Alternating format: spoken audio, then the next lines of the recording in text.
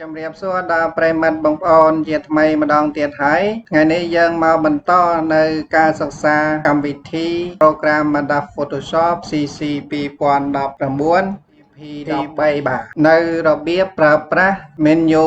3D How to use menu 3D ហើយវត្ថុដែលយើងត្រូវត្រៀមទុកជាមុនទី1គឺ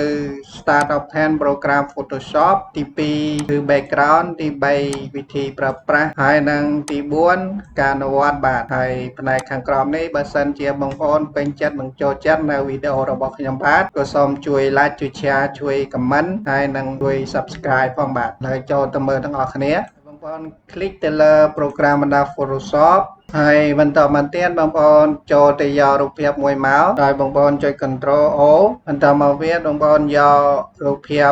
001អង្គរវត្តបាទបន្តមកចុច Open បាទបន្តមកទៀតបងប្អូនចង់ធ្វើការនៅលើរូបភាពរបស់យើងតែម្ដងបាទមិននឹងចូលធ្វើការងារនៅលើរូបភាពរបស់យើងបងប្អូនមកចុចត្រង់ចំណុចនេះបាទ Background ដើម្បីដោះសោហើយបងប្អូន Double click បន្តមកបងប្អូនចុច OK នោះយើងនឹងអាចធ្វើការងារនៅលើរូបភាពរបស់យើងបានតែម្ដងបាទមិននឹងឈានចូលទៅដល់ការប្រើប្រាស់នៅ menu 3D ឥឡូវនេះយើងចូលមកសរសេរអក្សរនៅលើរូបភាពរបស់យើងតែម្ដងបាទបងប្អូនដោយបងប្អូនចុចពាក្យ text សរ T នេះបាទបន្តមកបងប្អូនចូលទៅដាក់ font ខ្មែរយើងខ្មែរ OS មូល line ដាក់72ក៏បានដែរបាទបងប្អូនហើយបន្ទាប់មកយើង select យកពណ៌មកចុច OK តមកទៀតយើងចាប់ផ្ដើម select នៅលើរូបថតរបស់យើងសរសេរពាក្យសួស្តីអង្គរ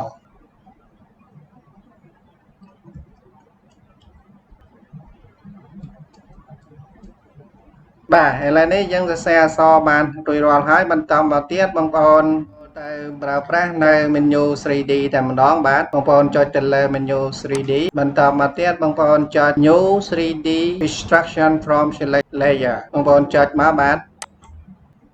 នៅពេលដែលបងប្អូនចុចមកលើ menu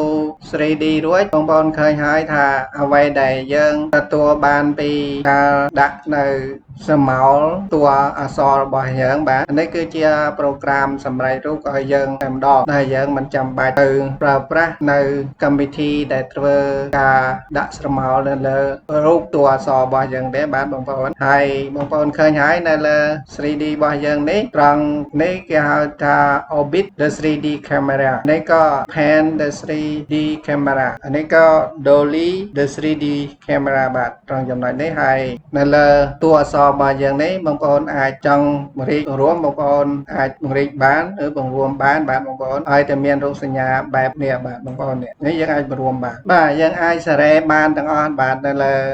តួអក្សររបស់យើងហ្នឹងបាទបងប្អូនចង់សារ៉េដើម្បីឲ្យវាត្រូវគោលដៅមកក៏បានដែរថាយើងចង់ដាក់បែបនេះអញ្ចឹងបងប្អូនអាចសារ៉េឲ្យត្រូវមកបាទឥឡូវយើងចង់ឲ្យត្រង់បាទឥឡូវខ្ញុំដាក់ប៉ុណ្ណឹងចុះបន្តមកទៀតបងប្អូនអាចចូលមកមើលផ្នែកខាងនេះបាទនៅផ្នែកខាងនេះវាមានស្រមោលដែលយើងត្រូវការផ្លាស់ប្ដូរបើសិនជាបងប្អូនចង់ប្រើប្រាស់នៅ style មួយណាបងប្អូនចុចទៅលើ style តែម្ដងបាទបងប្អូនឃើញហើយនៅពេលដែលយើងចុចទៅលើ style មួយវាមានការផ្លាស់ប្ដូរឲ្យយើងតែម្ដងបាទបន្តមកទៀតបងប្អូនចង់បាននៅការដូរពណ៌លើតួអក្សររបស់យើងបងប្អូនចុចកន្លែងនេះមកបាទ technique គឺមានការឲ្យយើងបដូរពណ៌នៅលើតួអក្សររបស់យើងតែម្ដងបងប្អូនចុចមកបាទបងប្អូនចង់ដាក់ពណ៌អ្វីដែលបងប្អូនចង់បានមកបាទបើសិនជាបងប្អូនឃើញថាអ្វីដែលបងប្អូនដាក់ហើយពេញចិត្តនៅពណ៌ដែលបងប្អូនបានលើកហ្នឹងបងប្អូនក៏ចុច OK មកទៅយើងនឹងទទួលបានពណ៌ដែលយើងបានបដូរហ្នឹងបាទហើយ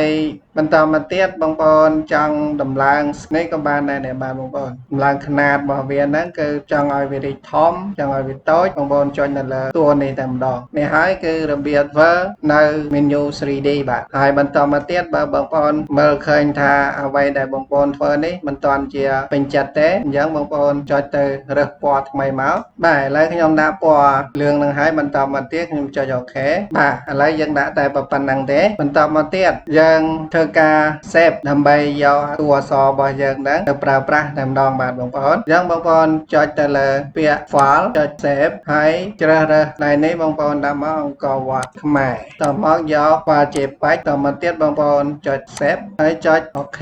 ហើយបងប្អូនចុចទៅទម្លាក់ប្រូក្រាមរបស់យើងមកបន្តមកទៀតបងប្អូនទៅចូលមើលនៅរូបភាពដែលយើងទទួលបានពីការធ្វើនៅ 3D របស់យើងបាទនេះហើយគឺជាលទ្ធផលដែលយើងទទួលបានពីការធ្វើនៅរូបភាពទៅលើ menu 3D បាទបងប្អូនវីដេអូខ្ញុំមួយនេះមិនបានអធិប្បាយឲ្យបងប្អូនវែងឆ្ងាយទេគ្រាន់តែណែនាំបងប្អូនឲ្យចូលទៅប្រើប្រាស់ខ្លះៗនៅលើ menu 3D តែប៉ុណ្្នឹងឯងបាទបងប្អូនហើយអ្វីដែលផ្សេងពីនេះទៀតអានឹងយើងអាចសិក្សាបន្តទៅទៀតបាទចឹងទេវីដេអូរបស់ខ្ញុំនៅរបៀបការប្រើប្រាស់ menu 3D សូមបញ្ចប់តែប៉ុណ្្នឹងទេហើយបើសិនជាបងប្អូនមានចម្ងល់អ្វីលើសពីអ្វីដែលខ្ញុំបានបង្ហាញបងប្អូនអាចចូលទៅ comment នៅវីដេអូរបស់ខ្ញុំតទៅទៀតបាទហើយ